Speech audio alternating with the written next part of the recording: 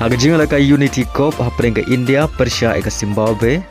Aba pai syakna ke jingal kai ke India kelamat ikan amram. Hadin bakal syak prelim hakmat ke Zimbabwe. Da shikul lanon. Haga jingal kai final jong ke Unity Cup hapring ke Nigeria Persia ke Jamaica. Haga ke jingal kai final ke Nigeria kala khur ke nam job. Hadin bakal ala ban prelim ya ke Jamaica da lai lanon. Baleng bagan ke jing job ke Nigeria kala yo ban ra ikan nam ladu jong ke Unity Cup arajar arpun riu.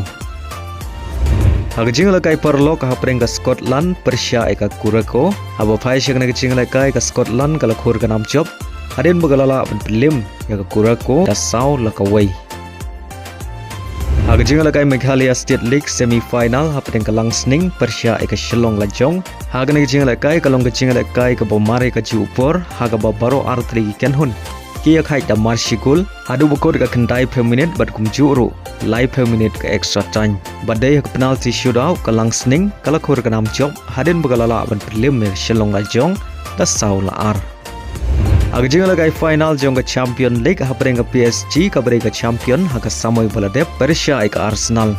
Aba pai syakna ke jingal kai final ka Arsenal kala yo ban khi jar nengkong tang ha ka minute ka basan leng bau hawet. Badia ke bol layar penbu leng bau terusan.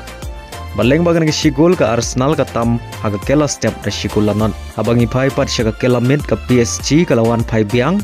Haga bagal yo ban tap ya ke gol penia khai leng baga penalti balakan ciat dau Dembele. Kata haga minit ke ban riu peu sau. Badai lemagan ke gol baro arteli kenhon kia khai da mar shigul.